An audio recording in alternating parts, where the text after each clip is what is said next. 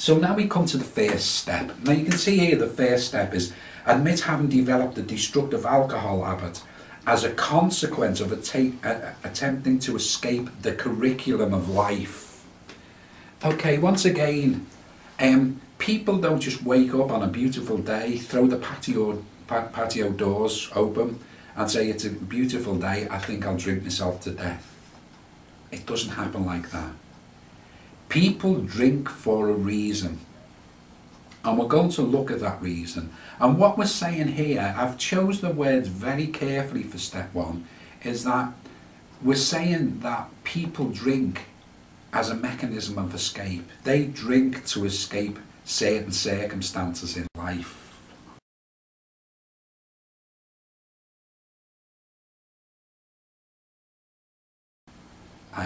And we'll look at that in more depth later on as to how alcohol impacts on us physically to enable us to forget things, to enable us to not care.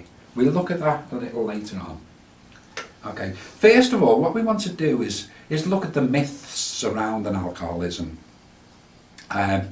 And let's start by looking at this one. Alcoholism is a psychiatric illness or a disease.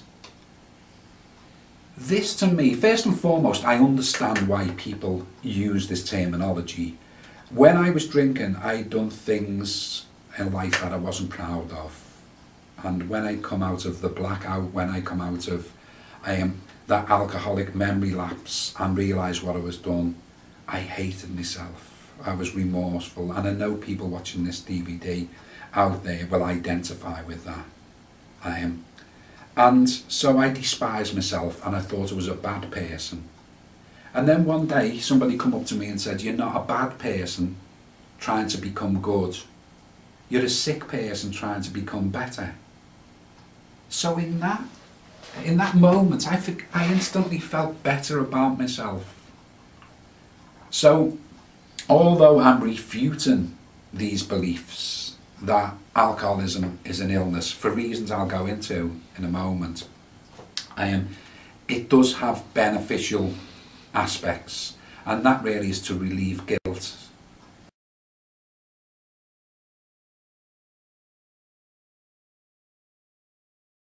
You know, lots of people will identify up there with hating themselves, despising themselves because of things that they do when they can't remember in alcoholism. You know, people act very much out of character when they're drunk. They do things they're not proud of, then they feel guilty. But when somebody uses that short phrase, you know, you're not a bad person trying to become good, you're a sick person trying to become better, it really helps initially. Saying that, I do not advocate using the illness and the disease model, simply because when we tell ourselves on a daily basis we are ill or we are diseased, then we're limiting our options once again. We're saying we're not capable of reaching our optimal potential.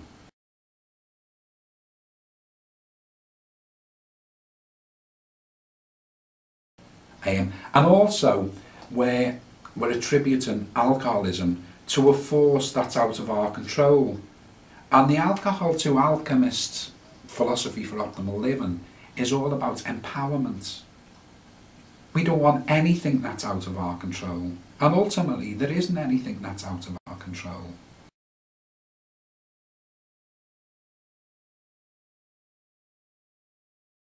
So let's move on to the second myth.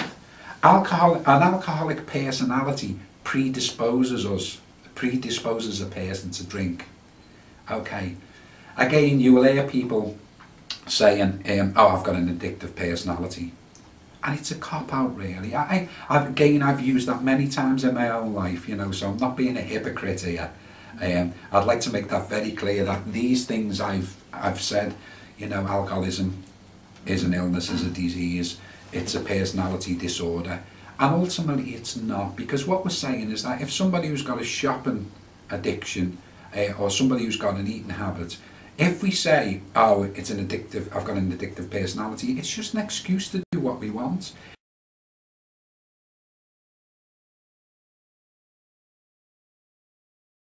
It's just an excuse to exercise lack of control. You know, if I go in the fridge now and eat everything in the fridge and my weight goes up 2 stone and somebody comes to me and says, you know, you put on some weight, you look awful, I'll just say, yeah, I've got an addictive personality. It's out of my control. I'll eat the next fridge load when it comes in, basically. It's the same with alcoholism.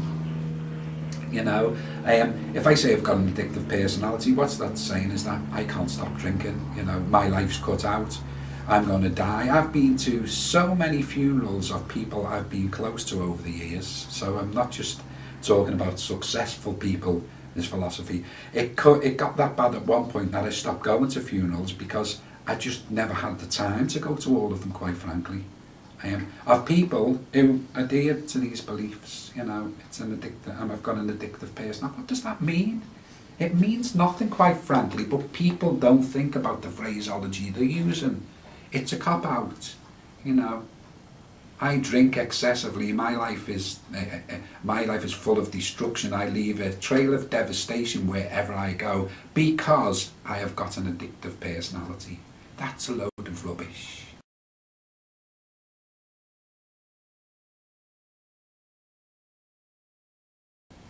Literally. So for those people again watching this DVD, if you do adopt these belief systems, please revise them. If you want to reach your optimal potential, if you want to turn your life around, please revise your belief systems. Next one. Okay, genetic heritage causes alcoholism. Okay, we can't dispute the evidence for this. Genetic heritage can influence us. It can, in a sense, predispose us to heavy drinking. But then there's so many people who drink heavily that haven't got relatives, parents, grandparents who drink at all, and vice versa. There's so many parents that drink very, very heavily whose children don't drink at all or drink normally. That one thing we can say without, beyond the shadow of a doubt, is that genetic heritage doesn't determine whether a person will be an alcoholic or not. Ultimately, the choice is still down to them. It may give them a propensity to drink heavier than other people, but then they still have got a choice. So let's say they may be initially programmed to drink heavier than other people, but they can stop that, they can override it. Ultimately, we are in charge and we can stop that. And the evidence shows that most parents with alcoholism don't have children with alcoholism, and vice versa, which again refutes the idea that genetic heritage is a determinant, in other words, determines alcoholism.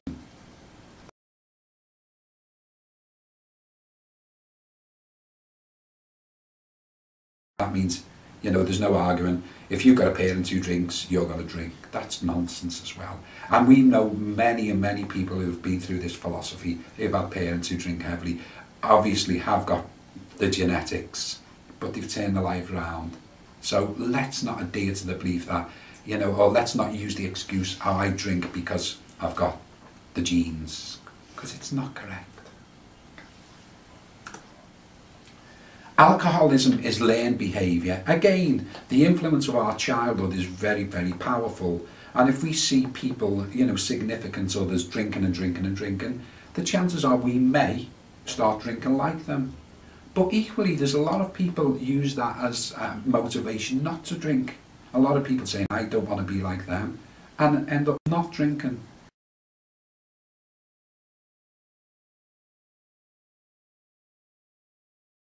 So again, you know, childhood influence, this learned behaviour that we've learned here from significant others is not a determinant. It may play a part, undoubtedly. It may play a part, but what we're saying here is that if we adhere to any of these beliefs, we disempower ourselves. We say that there's a force outside of ourselves that's impacting on us and which we have no control over, that causes us to drink destructively. That is nonsense. That really is nonsense. So I've put here The statements above suggest that a force beyond our control is compelling us to drink. This leads to the belief that we have no choice. And again, if we revisit them, alcohol is a psychiatric illness or disease. There's absolutely no evidence whatsoever to say imbibing alcohol is a disease or illness, constitutes a disease or illness. It may be that the things giving rise to destructive drinking, the underlying issues, can be illness, and we can deal with them, as therapists or mentors, we can deal with them. We have the tools to deal with them.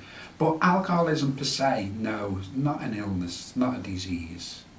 Again, personality disorder, this unfathomable personality disorder, where is it? Again, it's an excuse.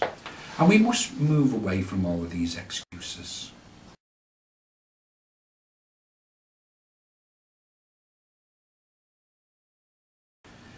So if we're saying alcoholism isn't a disease, if we're saying alcoholism isn't an illness, or that genetic inheritance doesn't determine alcoholism, we're saying what alcoholism isn't. So what is it?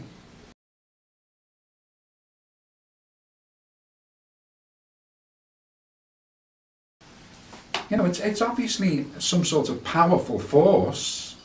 People lose their life for it, right? People lose their friends, the jobs, everything they have, the dignity. So, it must be something. What is it? So, first of all, just before we do that, let's just quickly look at the terms alcoholic and alcoholism as well. We'll look at exactly what alcoholism is in a second. First of all, alcoholic and alcoholism, what do the terms mean? Firstly, alcoholism is not a thing. It's not something you can grasp hold of. It's not a name you can pin on yourself. Alcoholism is a process. Okay.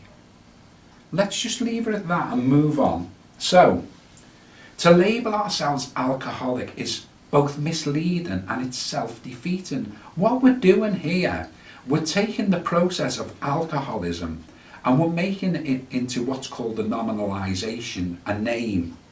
So a process is a transient thing. It's something that we can experience and come through. But when we make it into a nominalisation, i.e. we go from alcoholism, a process, to an alcoholic, I am an alcoholic, which is a name I'm pinning to myself, I'm giving very deceptive messages to my brain. What it's saying is that I am not capable of my optimal potential because I am an alcoholic. Okay. Ultimately, what I am is a person who's experiencing alcoholism.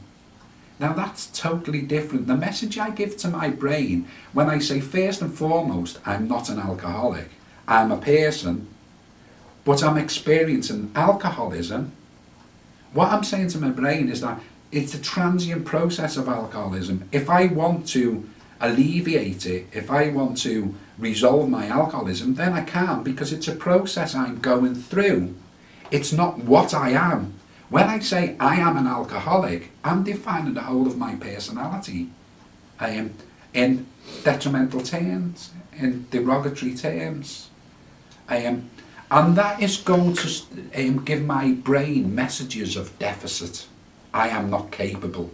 I am an alcoholic. Again, we know why people use that term. People use that term basically to remind themselves that they don't drink. Normally, maybe the therapists in this room who drink socially, you could go out and you can drink socially. What an alcoholic is doing by labelling themselves, I am an alcoholic, because I've done this myself for many years, is saying, I can't not drink like you people drink. And the best way to phrase this is to say, when I drink alcohol, I have an abreaction. I react abnormally to alcohol. I react differently from most of the population to alcohol. The reasons for that we look at later on. But for now, when I say I am a person experiencing alcoholism, I'm keeping the whole thing in a process that's transient. I'm sending messages to my brain saying that I can overcome this, I can come through it, I can resolve it. Many people do. Once we start pinning that alcoholic label on us, then we're giving messages to the brain, deceptive messages of stuckness.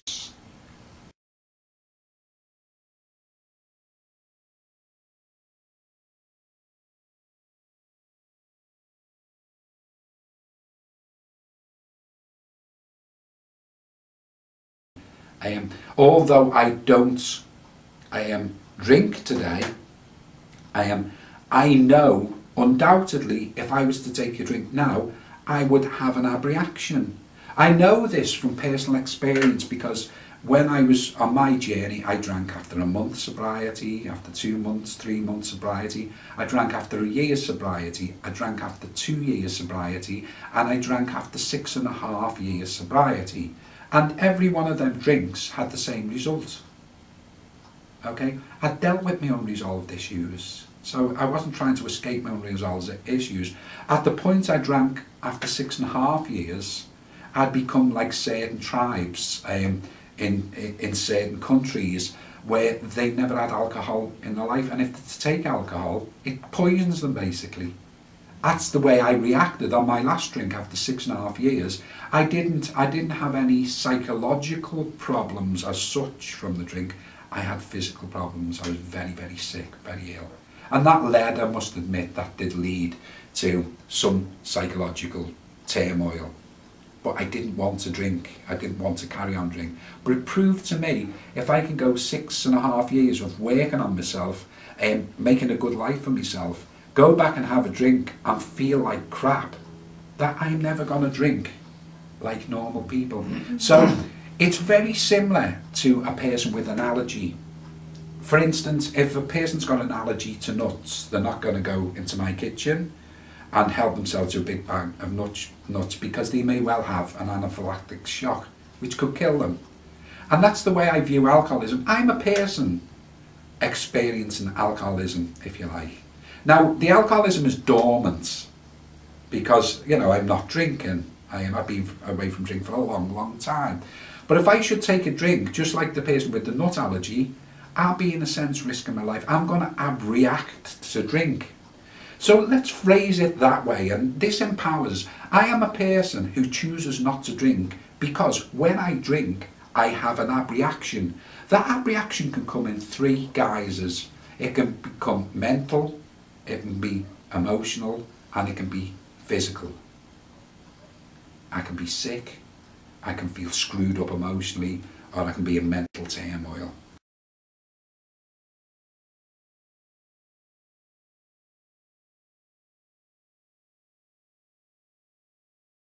And it can manifest in any of them ways, really. I don't know what, I don't want to find out actually.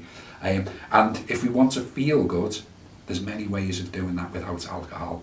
We can produce chemicals in our body that will make us feel far better than alcohol makes us feel, just by the thought process that go through our mind. And we're going to be dealing with that at a later stage.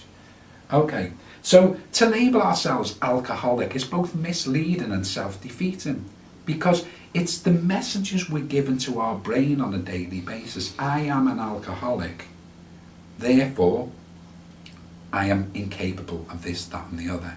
Whereas if we say, I am a person experiencing alcoholism, and if we know in our mind that when we imbibe alcohol we have an abreaction on one level or another, then if we've got that as a firm platform, that should be, you know, ultimately that should be enough to keep any sensible person away from drink.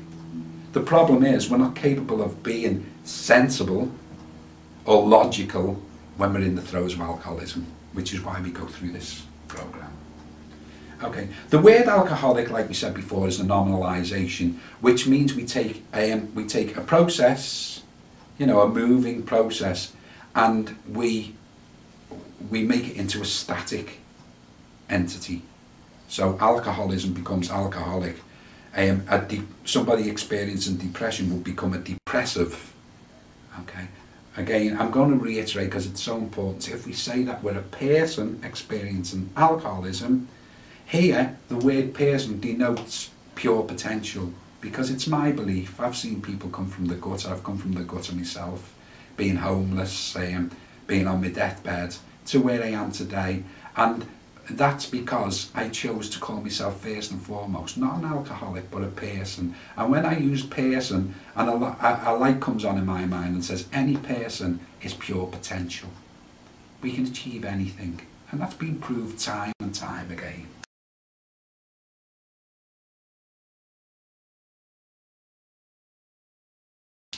By changing a process into a static thing, a name, we perceive it as permanent and limit our choices. Okay, just want to move on here. So here we're looking at the words we use now. And a lot of this comes from a practice called neuro-linguistic programming or cognitive behavioural therapy. If I use the term alcoholic, here's what I'm doing. I'm defining the whole of my person in negative terminology. I, meaning the whole of me, I'm an alcoholic. I'm a lot more than an alcoholic. Right. When we use this term, we negatively program our unconscious mind. We lead it into deficit. And that again limits our options. The alternative that we suggest is to say I am a person experiencing alcoholism. I'll say that again, alcoholism. Okay, what does this do? We describe alcoholism, when we use the term alcoholism, we're talking about a transient process. Anything that transient can pass. Anything that's static is going to stay with you. Alcoholic is going to stay with you. Alcoholism is a transient process you can experience and move through. Saying this, one disclaimer is that we must always bear in mind that we have the underlying foundation that we're extremely aware that if we imbibe alcohol, that we're going to abreact. So we don't advocate drink whatsoever. This philosophy really promotes abstinence from drink. And that's been done through people's experience. And so we haven't known anybody there's been people drank after 20 years and longer, and they've had the same abreaction as they would have done when they were drinking years before. So it doesn't go away.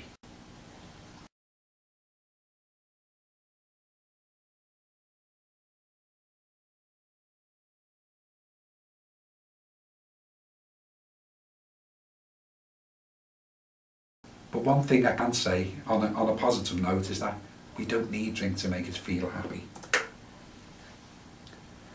Unlimited possibilities. When we use that, I am a person experiencing alcoholism, we have unlimited possibilities. We're given very positive messages to our brain.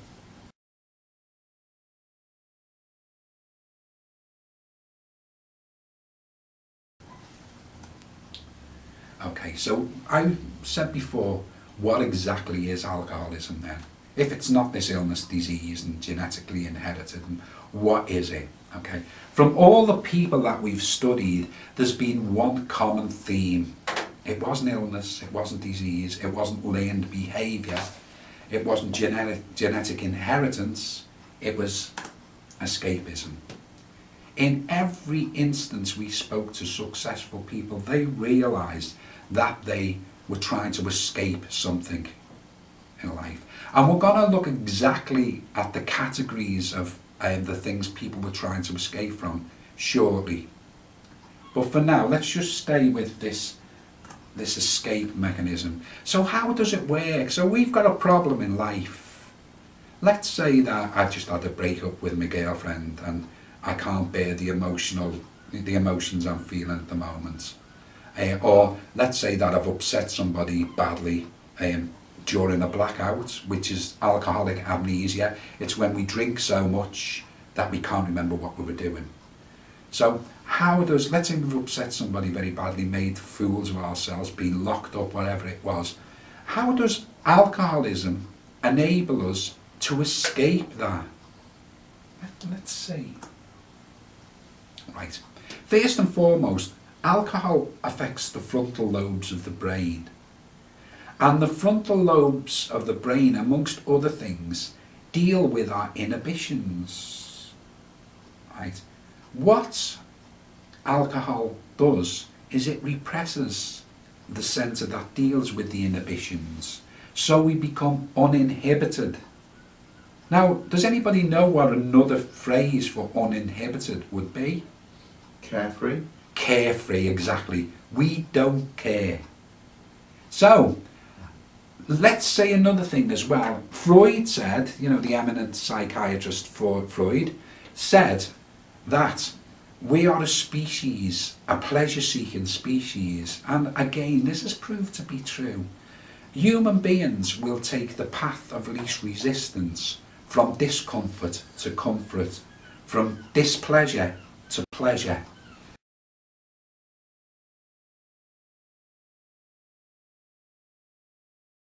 Now, we've got a problem in life. We imbibe alcohol, and alcohol hits the front lobes of our brain. The problem, all of a sudden, we don't care about it, because alcohol has affected the frontal lobes of our brain that deal with our inhibitions. It's repressed our inhibitions, which has the outcome of making us feel carefree. So all of a sudden we think, oh God, I felt like shit, excuse the language, just before. All of a sudden I don't care. The other thing alcohol does is it affects our memory, distorts our memory. So not only don't we care, but we can't remember properly. The more alcohol we consume, we don't remember. So this is like a magical panacea. Bear in mind, we are a species that want to move from displeasure to pleasure with the least possible resistance. So we're not actually solving our problems. What we do when we drink, we mask the problem. That's very important.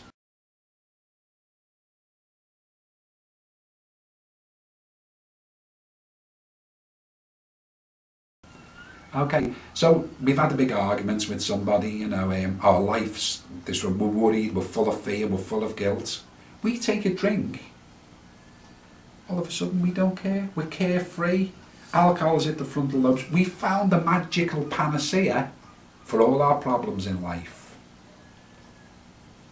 And it was that belief system that led me to my deathbed, led me to being homeless, led to all of my friends and family, more or less at times, you know, having to distance themselves from me. I took everything, including my dignity, away, till I ended up on the rat-infested railway embankment. My belief that alcohol is the magical panacea for all life's problems.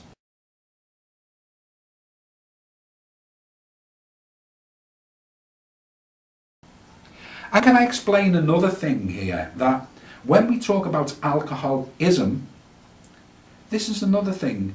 The word ism means a set of beliefs appertaining to whatever precedes it. So alcoholism is a set of beliefs appertaining to alcohol.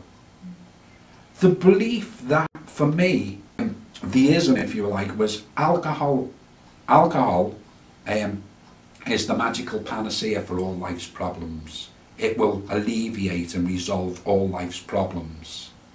So now what we're realising here is that actually alcoholism is not in a bottle. It's not the drink.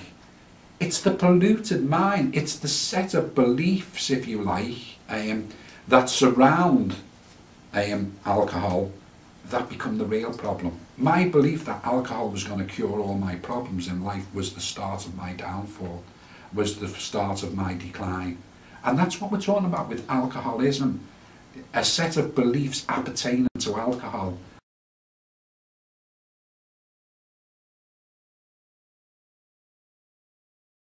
And most people's beliefs who drink destructively are in error, you know, because alcohol doesn't alleviate problems, which we're going to see.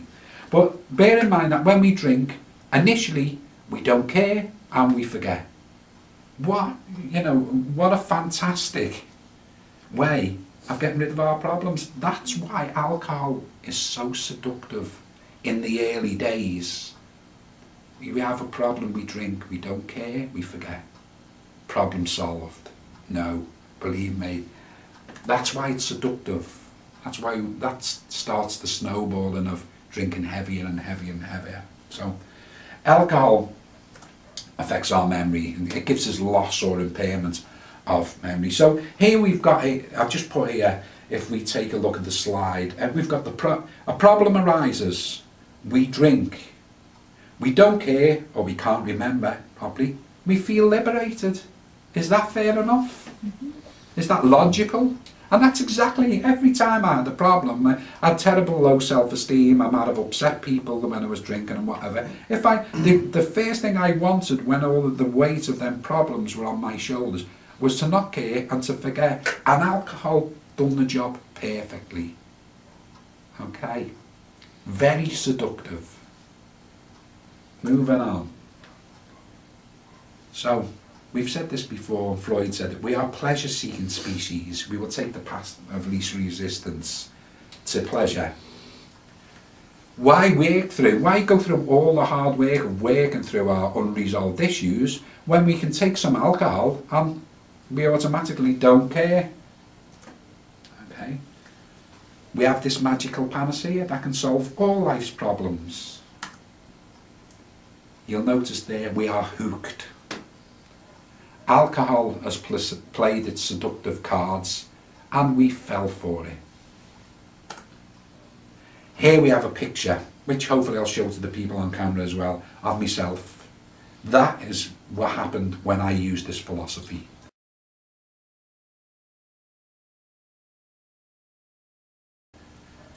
With that philosophy in mind, I ended up, like I said before, homeless, jobless, on rat-infested railway embankments in the pouring down rain, on my deathbed, in hospitals, I've lost count how many times, in rehabs, I don't know how many times, and using that philosophy of drink is the magical panacea for life is what got me there.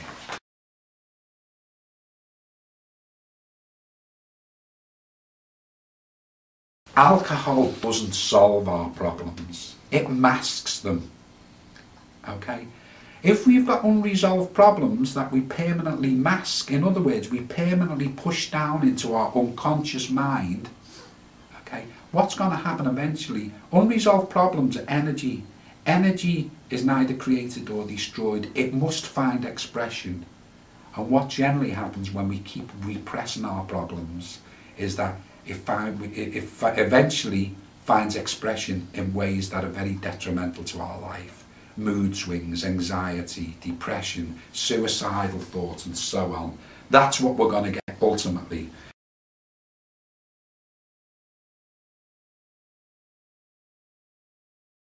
When the effects of alcohol wear off and our memory and inhibitions return, our problems become apparent again. Okay, so we've masked them temporarily, but when the effects of alcohol wear off, they come back again. So what do? We've got this vicious cycle. We run for the bottle again. And not only do our problems come back again, often they're exacerbated through our drinking, because our mind becomes extremely distorted and we're not now dealing with reality, we're dealing with the distorted and polluted contents of our mind.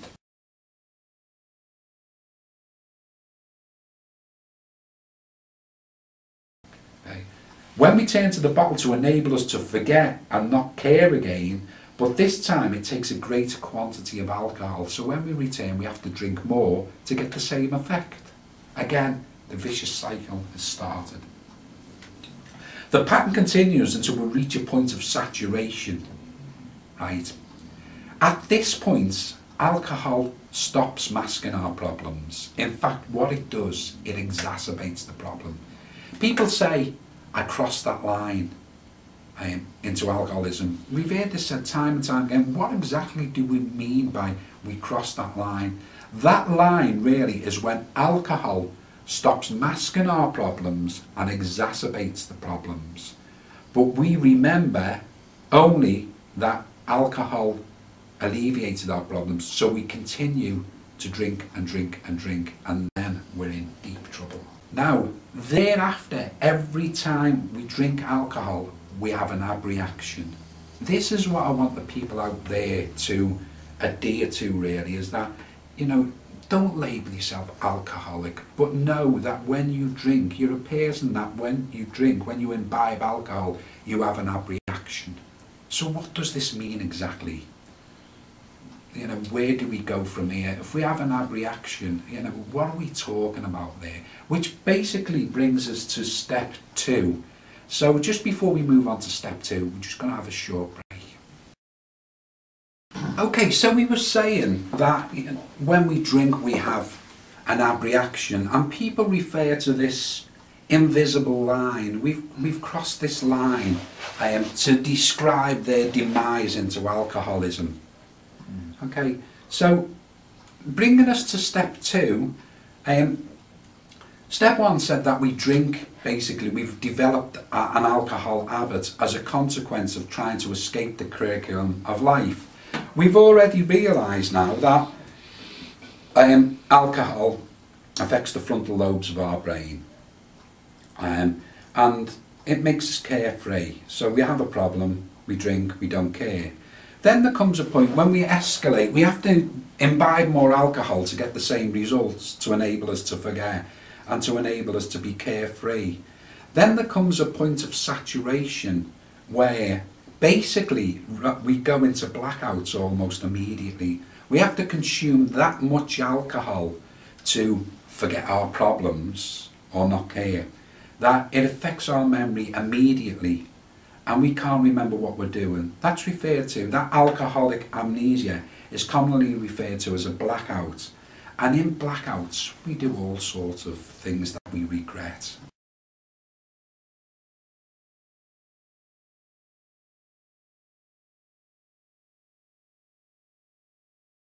People out there will identify, you know, we're remorseful, we regret. And all we want to do is when we come out of the alcohol blackout is drink again to forget the new history, the new destructive history that we've just created. So you can see it's very, very seductive. But there comes this point, and step 2 says having crossed the abreactive threshold, we need to abandon the idea that alcohol provides a means of escape from our problems.